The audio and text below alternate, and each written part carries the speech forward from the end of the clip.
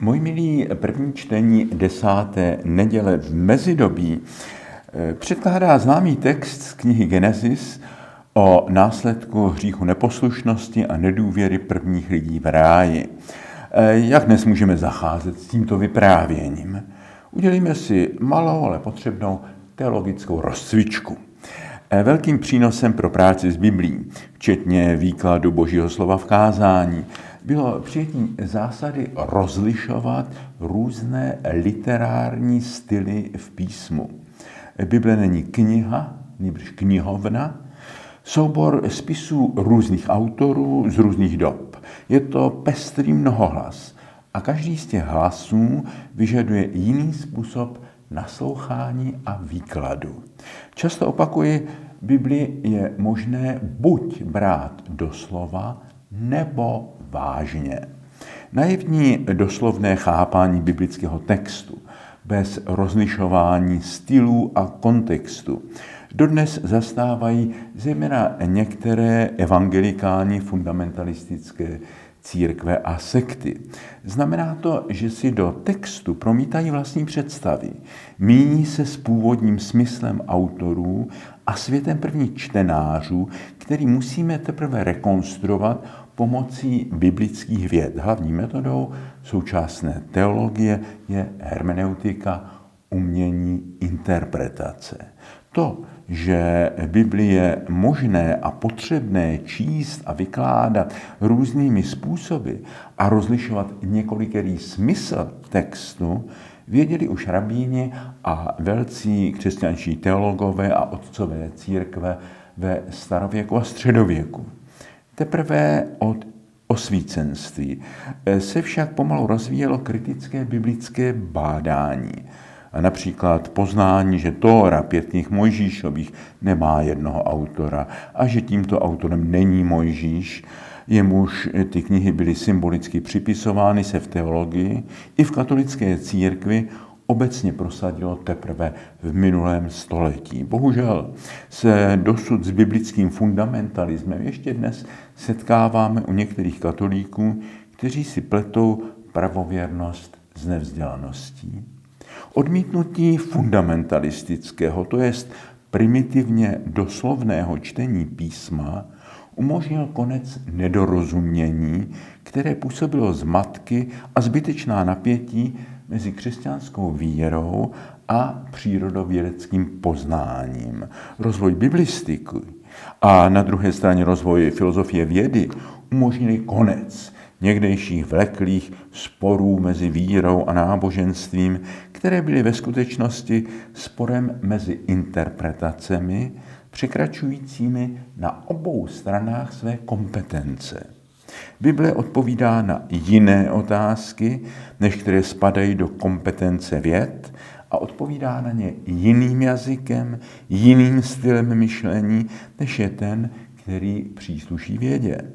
A na druhé straně zas seriózní věda, která respektuje svá vlastní pravidla a své hranice, se nestaví do role náboženství nebo pseudonáboženství nebo antináboženství, nýbrž představuje stále otevřený proud dílčích empirických zjištění a racionálních hypotéz, které třeba stále ověřovat, revidovat a doplňovat. Fundamentalismus, neschopnost kritické sebereflexe, je nemocí náboženství, ale ohrožuje i určitý filozofický výklad vědeckých poznatků, tak jako tomu bylo například v marx-leninské ideologii. Ani z víry a z teologie, ani z poznatků přírodních věd se nemá dělat ideologie, definitivní, uzavřený a tedy neživý systém. Podívejme se na jeden důsledek rozlišování literárních stylů v Bibli. V některých knihách Bible nacházíme historické, kronikářské záznamy, fakta ověřitelná srovnáním s jinými prameny, líčícími tutéž událost. To není případ prvních kapitol Bible, které líčí stvoření světa a člověka a hřích prarodičů v ráji. Tyto kapitoly mají povahu básně. Vyprávění, které mýtopoetickým jazykem symbolů podávají určité náboženské poselství. Nejde tam o historický popis skutečnosti, která kdysi v dějinné minulosti se udála, nebož o poezii, báseň, mýtus.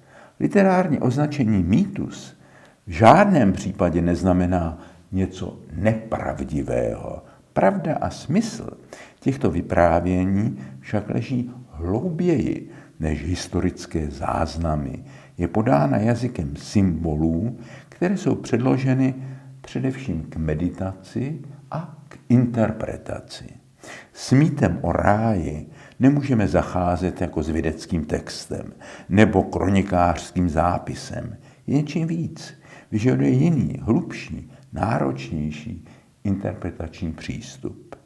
Také na odvěkou otázku po původu zla Bible nenabízí systematické filozofické pojednání, nebož odpovídá narrativním způsobem. Opakuji, předkládá příběh vyprávěný mýtopoetickým jazykem.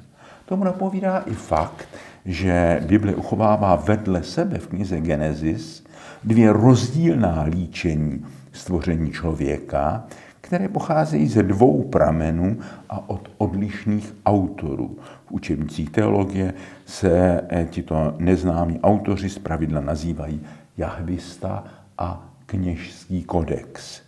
Jak židovský kánon, tak církev, která přijala Tóru jako součást křesťanské Bible, ctí obě rozdílné verze jako Bohem inspirované. Bible respektuje pluralitu přístupu obou autorů, nemá problém s jejich odlišností. Žádnou z obou odlišných verzí tedy nechápe jako prostý realistický záznam děje. Vraťme se však k vyprávění o tom, co se událo poté, když první lidé pojedli ovoce ze zakázaného stromu. Přečtěme si ten zmíněný text Genesis. Když Adam pojedl ze stromu, zavolal na něj Hospodin Bůh a řekl, kde jsi? On odpověděl, slyšel jsem tvůj hlas v zahradě a bál jsem se, že jsem nahý, a proto jsem se skryl. Bůh řekl, kdo pak ti pověděl, že jsi nahý? Jistě jsi jedl ze stromu, z něhož jsem ti zakázal jíst. Člověk odpověděl, žena, kterou ty jsi mi dal, ta mi dala z toho stromu a tak jsem jedl. Hospodin Bůh se zeptal ženy, co jsi to udělala? Žena odpověděla, had mě svedl a tak jsem jedla. Tu řekl Hospodin Bůh hadovi, protože jsi to udělal, buď zlořečený mezi všemi krotkými a divokými zvířaty. Budeš se plazit po břichu a žrát prach po všechny dny svého života. Nepřátelství ustanovuji mezi tebou a ženou, mezi potomstvem tvým a jejím. Lidstvo v tomto vyprávění zastupují muž a žena. Jméno muže Adam není osobní jméno, nýbrž obecný výraz pro člověka, vzatého z hlíny země. Jméno Eva, kterou Adam dává své ženě, znamená matka živých. Slovo žena, iša, je v hebrejštině odvozeno od slova muž, iš, což dělá velké potíže překladatelům. Překladatelé do češtiny používali různé patvary mužena, mužatka, mužice nebo problematický opis manželka. Vedle tohoto páru vystupuje na scénu had. Podle Bible nejschytralejší z božích stvoření.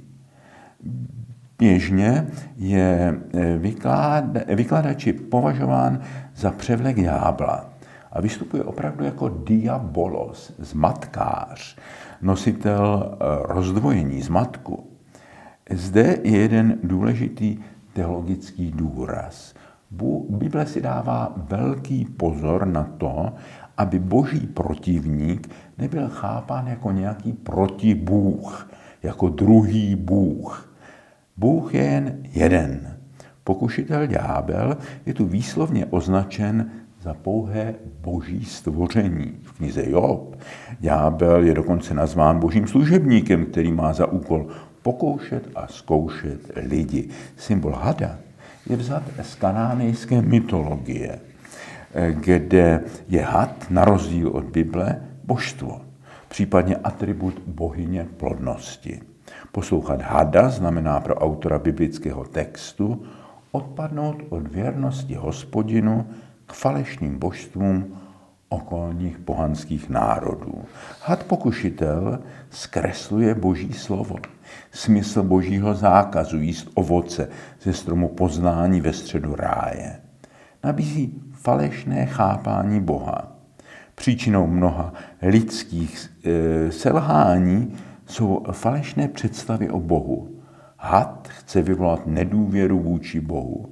Líčí Hospodina jako konkurenta člověka a slibuje člověku to, co patří pouze Bohu. Moudrost ve smyslu vševědoucnosti a všemohoucnost, postavení rozhodčího nad dobrem a zlem. Nabízí člověku roli a postavení Boha. Člověk by tak přestal být pouze obrazem, podobenstvím Boha, božím symbolem a reprezentantem vůči stvoření, kultivujícím opatrovníkem boží zahrady, jak mu bylo Bohem svěřeno, byl by něčím jiným, dokonce Bohem samým. Zde je vysloveno jedno velké tajemství lidské existence. K podstatě člověka patří touha po transcendenci, sebepřekročení. Člověk chce být něčím více než člověkem. V jedné verzi této touhy se člověk chce ještě více podobat Bohu a Bohem být. Člověk je zřejmě jediný tvor, který ví o své konečnosti, smrtelnosti. Chce však tuto hranici překročit, dojít nesmrtelnosti. Ví, že se svým rozumem podobá Bohu, ale on chce mít boží rozum, vševědoucnost a mít boží moc, smět svévolně rozhodovat o dobru a zlu bez odpovědnosti vůči svému stvořiteli. Toto je podstata hříchu pýchy. Velcí myslitelé minulosti různými způsoby vykládali tuto touhu člověka po sebepřekročení. Friedrich Nietzsche reagoval na Darwinovu teorii vývoje člověka z nižších živočišných druhů otázkou, proč by se měla evoluce zastavit u člověka. Jestliže jsme se vyvinuli z opic, nebudou se na nás vyšší lidé, kteří se vyvinou z nás, dívat tak, jak my se díváme na opice s pocitem studu, z něčeho tak nízkého jsme se vyvinuli. Člověk je podle Nietzscheho jenom mostem, je třeba se připravit na příchod nad člověka. Jiným způsobem a v jiném duchu o tom hovoří teolog evoluce jezuita Pierre Teilhard de Chardin. Stojíme na novém prahu vývoje kosmu. Komplexita různých linií evoluce nás staví v době planetarizace, to je jeho výraz pro globalizaci, na nový práh vývoje lidství. Rodí se superlidstvo. Dynamika vývoje směřuje k bodu omega, kosmickému Kristu, k Bohu, který je všechno ve všem. Zkusme si to aktualizovat. Necítíme v současných úvahách o umělé inteligenci a genetické manipulaci novou verzi touhy po vševědoucnosti a nesmrtelnosti?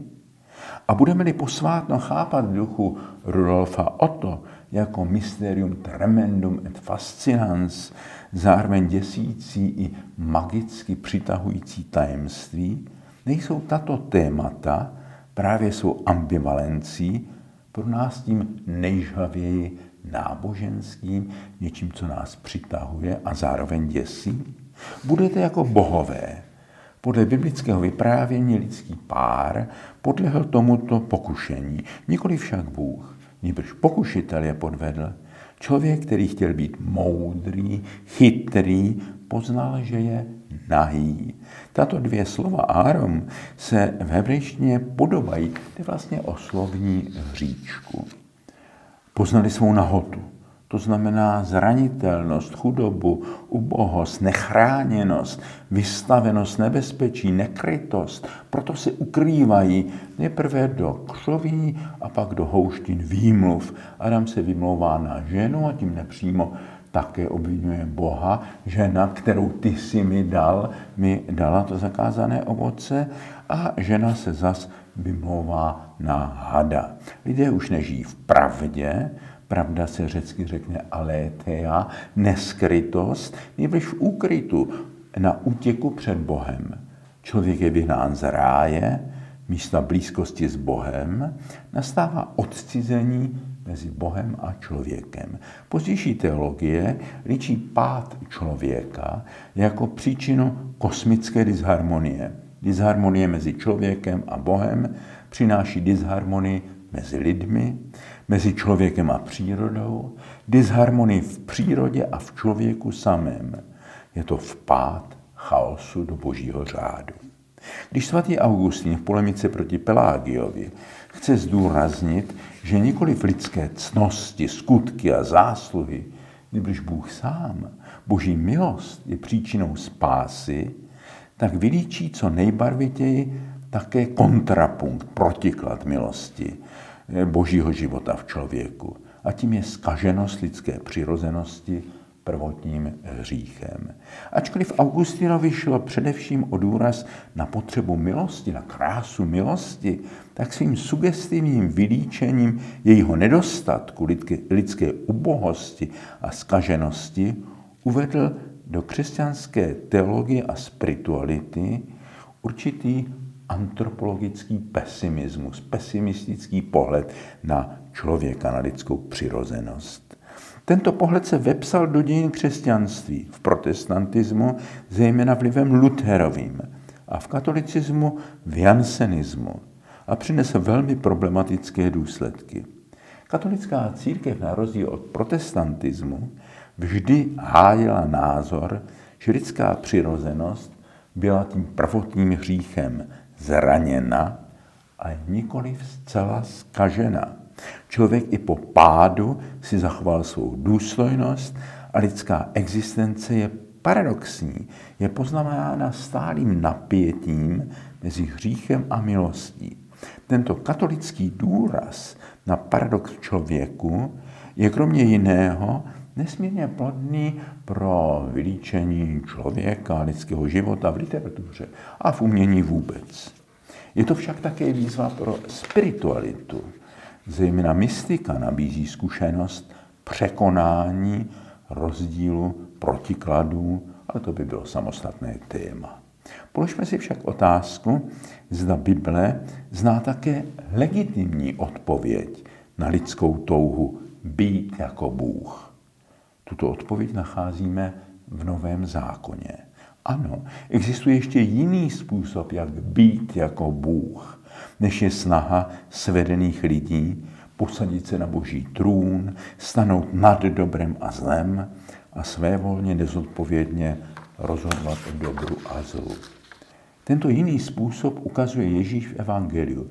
Buďte dokonalí, jako je dokonalý váš Otec v nebesích. Tato dokonalost spočívá v nepodmíněnosti lásky. Buďte dokonalí, jako je Bůh, který dává slunci svítit a dešti padat na dobré i na zlé, spravedlivé i nespravedlivé. Buďte dobří ke všem. Nenechte podmínit, omezit své jednání jednáním těch druhých. Neřiďte se pouze pravidlem, jak ty mě, tak já tobě, nýbrž zásadou, jak Bůh mě, tak já tobě. Bůh nás nemiluje, protože jsme dobří, nýbrž protože on, Bůh, je dobrý. Nechtějme se podílet na boží svrchovanosti, nýbrž mějme účast na boží dobrotě, lásce. To je ježíšovská odpověď na dějiny zla. Sestry, bratři, volejme k Bohu, který je jediným, legitimním a spravedlivým pánem nad dobrem a zlem. A prosme ho s velikou důvěrou, Pane, smiluj se. Prosíme tě, Pane, za tvou církev, aby si stále osvěcovala svým duchem, aby věrohodně svědčila o Bohu, který je dárcem dobra a lásky. Pane, smiluj se. Prosíme tě vroucně za našeho papeže Františka a za všechny hlasatele Božího slova, za všechny pastýře křesťanských obcí a zejména za učitele křesťanské víry. Dej moudrost a uvádí je stále hlouběji do svých tajemství. Pane, smiluj se. Prosíme tě za opravdový pokoj na světě, za spravedlivý mír. Prosíme tě za zraněná místa našeho světa, zejména za Ukrajinu, za Gázu. Pane, smiluj se. Prosíme tě za všechny, kdo hledají Boha. Pošli jim moudré a trpělivé učitele, kteří je budou vést do hloubek Božího tajemství. Pane, smiluj se. Prosíme tě za naše nemocné, prosíme tě za všechny lidi v těžkých životních situacích, prosíme tě za ty, kdo nás prosili o modlitbu, prosíme tě za všechny, kteří potřebují lidskou blízkost a Boží útěchu. Pane, smiluj se. A toto a vše vložme do modlitby, kterou nás naučil náš Pán. Otče náš, jenž jsi na nebesích, posvěť se jméno tvé, přijď království tvé, buď vůle tvá, jako v nebi, tak i na zemi. Chléb náš vezdejší dej nám dnes a odpusť nám naše viny, jako i my odpouštíme našim viníkům.